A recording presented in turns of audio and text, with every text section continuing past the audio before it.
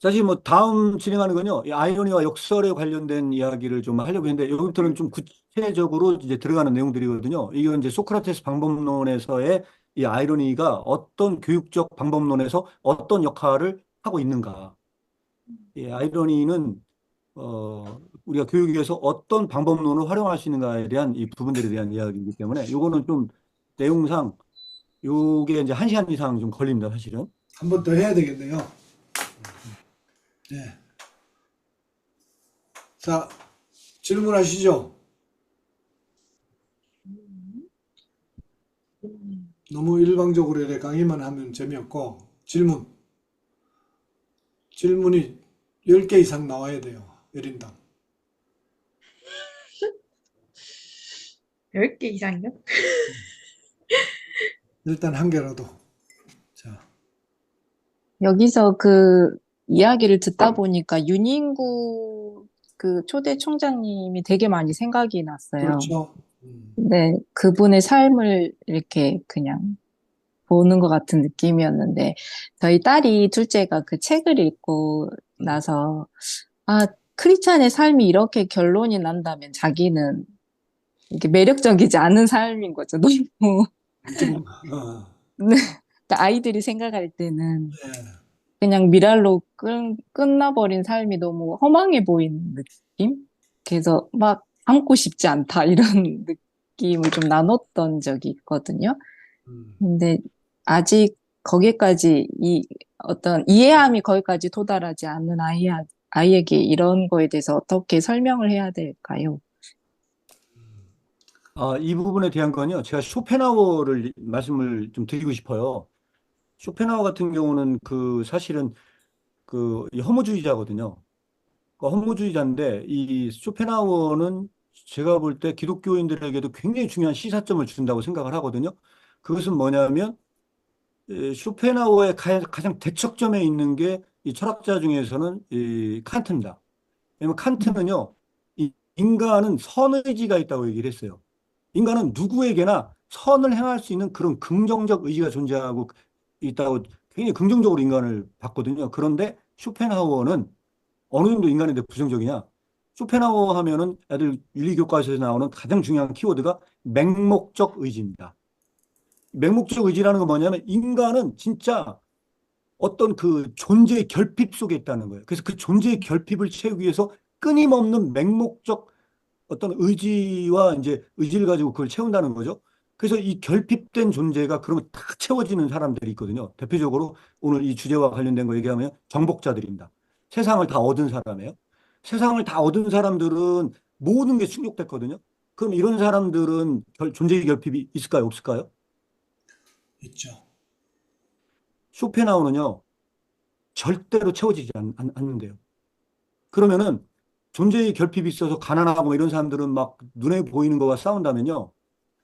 그런 정복자들, 세상을 다 얻은 사람들은요, 눈에 보이지 않는 적과 싸워야 된다는 거예요. 그 눈에 보이지 않는 적이 뭔지 아세요? 그게 바로 허무입니다. 허무. 음, 허무라는 적과 싸워야 된대요. 그래서 이게 바로 실존주의자들이 말하고자 하는 니힐리즘이에요. 허무주의거든요. 이거를 제가 다른 말씀을 드리면 자녀에게 그러면 어떤 말씀을 드려야 되느냐? 일반적으로 세속적인 세계 속에서 아무런 고통도 없이 그냥 뭐 진짜 너무나 부자여가지고 막 좋은 차 끌고 다니고 막 이렇게 사는 사람들이 있어요. 모든 진짜 즐거운 거 다 누리고 사는 사람들이 있거든요. 이런 사람들이 가장 심각하게 싸우고 있는 게 인생의 의미를 찾지 못해. 내가 왜 이런 삶을 살아야 되는지를 몰라. 그래서 그들이 빠지고 있는 가장 중요한 문제가 바로 허무의 문제예요. 그들은 이거가 어마어마한 그 싸움 속에 있다가 사실은 그 의미를 찾지 못했을 때 내린 결론이 뭐냐면 결국은 자살이라는 병에 빠지게 돼요. 그래서 제가 말씀드린 게 뭐냐면요. 어떤 게 의미가 있는 삶이냐. 무신론적 음, 실존주의자들은요, 인간의 삶은 어차피 의미가 없다고 이야기를 해요. 원래 인생은 허무한 거야. 의미가 없어. 의미를 찾는 게 바보 천치야. 원래 없는 거야. 그래서 그들은 가장 중요한 인간상을 뭐라고 제시를 하냐면 원래 인간의 삶에 의미가 없기 때문에 그 의미가 없는 그 허무와 맞서 싸우는 것이 인간의 삶의 가장 근본적인 과제로 주어져요. 그러나 기독교에서는 다릅니다. 기독교에서는 뭐라고 설명을 하냐면 니들이 존재의 결핍 상태에 빠진 이유는 뭐냐면 오직 그 존재의 결핍을 채울 수 있는 분은 오직 하나님 한 분뿐이에요. 그 자리는 하나님이 있어야 될 자리이기 때문에 이게 없어서 생긴 거예요. 그래서 누구나 하나님 앞에 설 때 존재의 의미로 채워져. 그게 뭐냐면요. 삶의 의미가 부과돼요. 그런데 이 삶의 의미가 부과되는데 그 부과되는 의미는 인생이 편하게 가서 주어지는 게 아니고 아까 제가 말씀드렸다시피 이렇게 사람을 세워나가는 과정 가운데 하나님께서 주어진 과제를 내가 순종하며 나아갈 때 하나님의 그 뜻을 알게 돼요. 이게 제가 볼 때는 이 기독교적 과제를 자녀들에게 사실은 설명해야 될 굉장히 중차대한 부분들이 있다고 생각을 합니다. 그래서 고난 속에서만 의미가 주어지는 거지 고난 밖에는 의미가 존재하지 않습니다. 제가 그 얘기 덧붙여서 하나 말씀드리면, 이민아 목사님이라고 아세요? 이혜령 장관님 따님.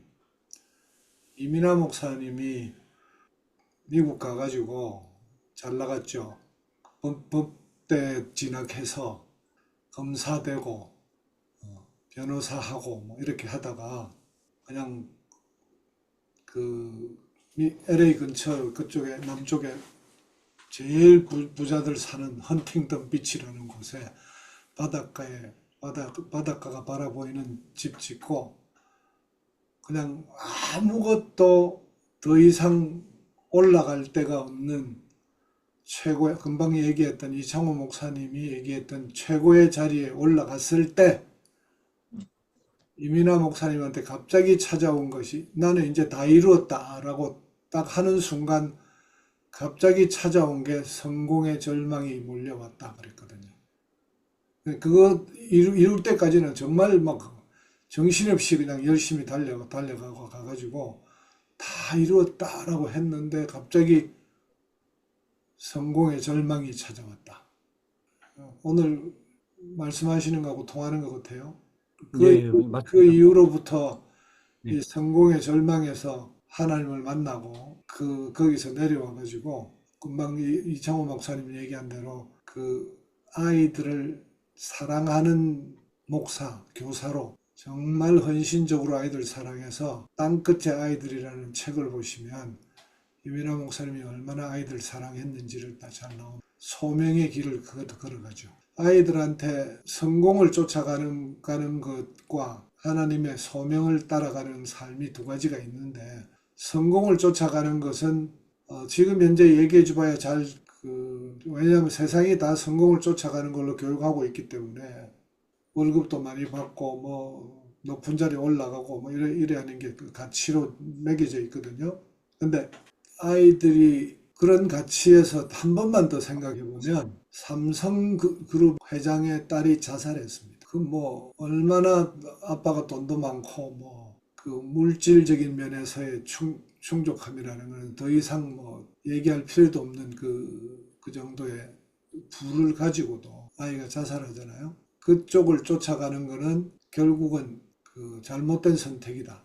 이걸 분명히 알려줘야 되고요. 두 번째로 금방 그 얘기 들으면서 아이한테 지금 잘못되어 있는 그 판단의 기준이 뭔가 하면 너무 지금 현재의 생에 관심이 너무 많구나.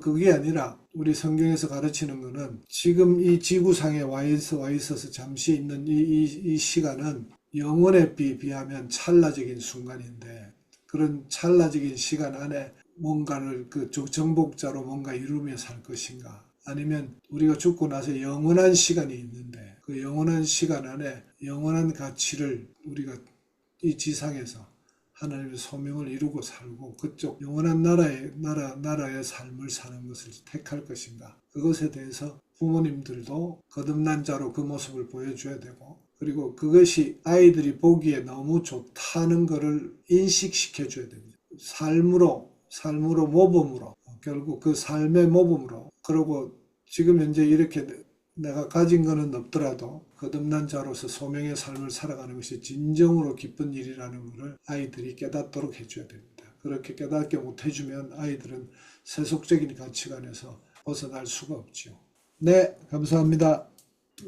오늘 중요한 도입부를 말씀해 주셨는데 이창호 목사님께 감사를 드립니다. 아, 예, 감사합니다. 박수를 보내드립니다.